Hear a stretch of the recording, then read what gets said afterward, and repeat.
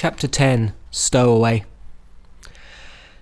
"You didn't show up at photo club yesterday," a familiar voice whispered next to Faddy. Startled, Faddy looked up to see Arn standing next to his chair. No," he said, minimising the window on the computer screen. I couldn't go." He sat in the library surfing the internet trying to find more news stories about the girl who'd accidentally gotten on the wrong plane. "Well, you should have," she said, her almond-shaped eyes earnest. "Miss Bethuna asked me about you. She said she'd seen you at the park with a camera and that you really like photography." "Well, yes," said Faddy, rifling his brain for a good excuse. "But I have too much homework to do and I have to help my father after school," he added lamely. That's too bad," said Arn. "Well, thanks for telling me," said Faddy, trying to turn back to the computer. "If you change your mind, you can still join. The real meetings don't start until next week anyway. Miss Bethuna has a lot of cool stuff planned for this year," said Arn. "There's a contest we're entering, co-sponsored by the Exploratorium Museum in San Francisco and the Société Géographique. It's open to students in the San Francisco Bay Area." Faddy sighed. "I'd love to, but I don't have the money. The first place winner gets one of those new digital cameras and the opportunity to go on a photo shoot with the Société Géographique team."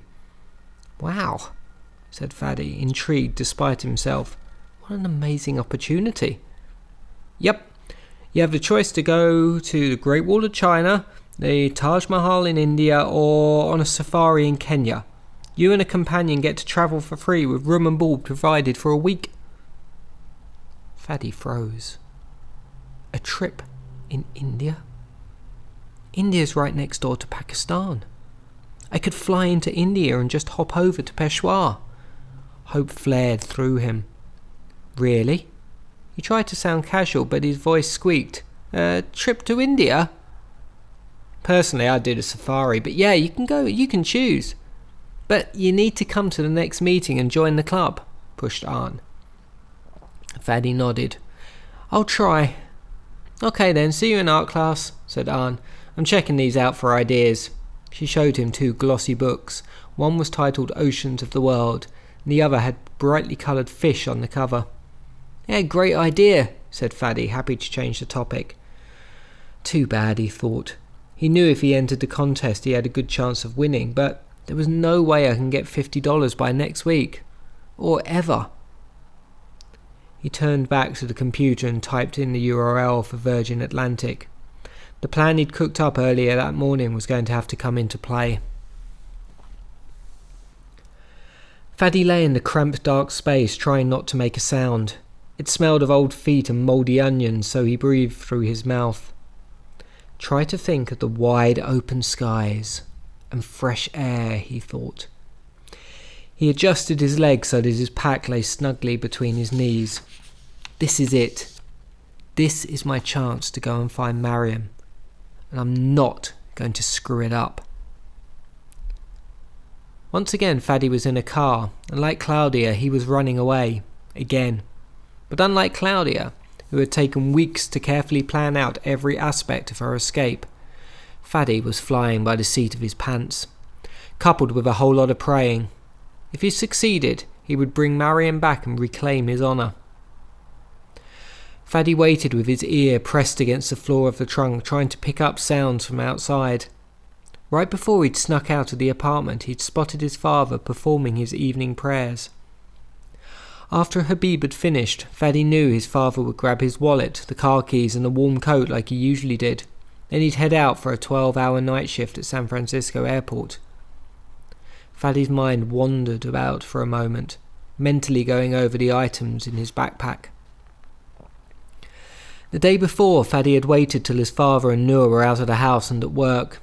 Then he'd gone down the hall into his parents' room and gently pushed open the door. He inched around the door frame and seen his mother taking her afternoon nap, hidden under a pile of blankets. Getting down on his hands and knees, he'd inched across the matted carpet and found a small black bag his father kept in the closet. Holding his breath, He'd gone through the folders of important documents and taken his passport and the airline tickets saved from their trip from Peshawar. He planned to hold the tickets in hand so that no one would question whether he was a real passenger or not. He was just hoping no one would actually look at the fact that they were used.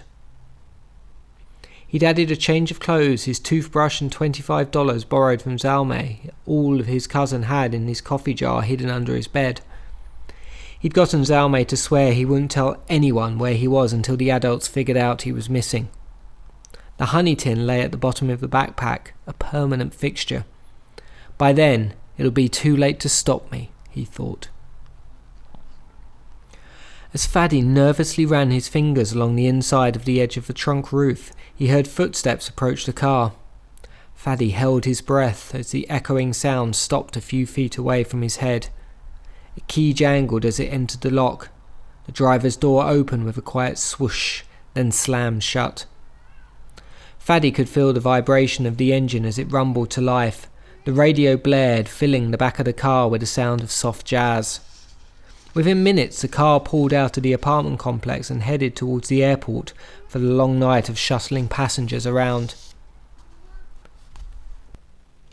Good, thought Fadi with relief. Things are going according to plan. Earlier that evening, he'd stuffed pillows into his bedroll and moulded it to look like a human body. He wanted his parents to think he'd gone to sleep early. He turned off all the lights in the living room and hidden behind the couch. When the coast had been clear, he'd snuck out of the apartment and hidden in the trunk of the taxi, which he'd unlocked earlier.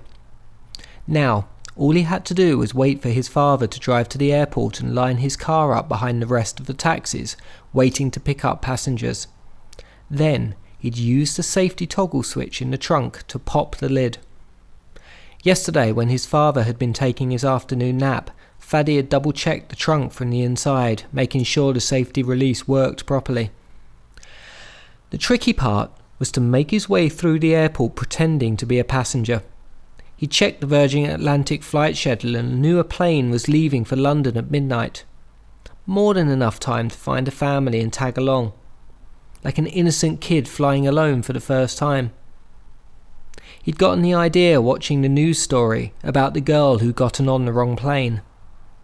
If she could get on the wrong flight, he was sure he could get on one going in the direction he needed. Once inside the airport, all he had to do was make his way to the departure gate and sneak on board the plane. His plan wasn't fully fleshed out on what he would do when he got to London, but he's sure he'd find a flight going to Peshawar from there. Now, all he had to do was wait. So he made himself comfortable and tried to roll with the bumps as his father drove over the San Mateo Bridge and up Highway 101. Sweat ran down Fadi's back as he gazed down at Noor's glow-in-the-dark Mickey Mouse watch. He was sure she wouldn't mind that he'd borrowed it. When he called them from Peshawar with news that he'd found Mariam, it was 9:47 p.m. The car had been travelling for more than half an hour, so they would be reaching the airport any minute. He felt the elevation change and the car slow down, indicating that his father had exited the freeway.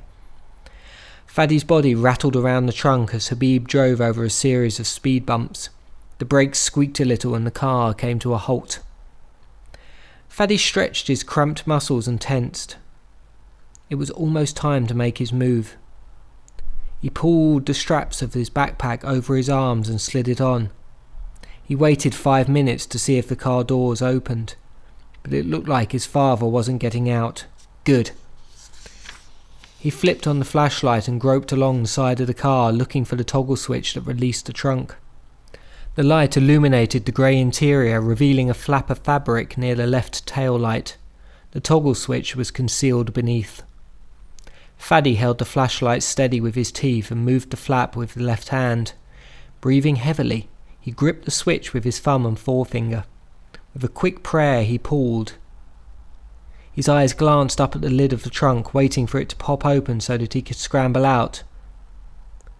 But he didn't hear the familiar click of the mechanism releasing. It remained dark and the door stayed shut. I'm doing it wrong. Fadi got on his hands and knees and pulled the switch again. Nothing. He tugged it from side to side, then up and down. Nothing. calm down, you dork, he berated himself. He took shallow, panicked breaths. What did I do differently yesterday?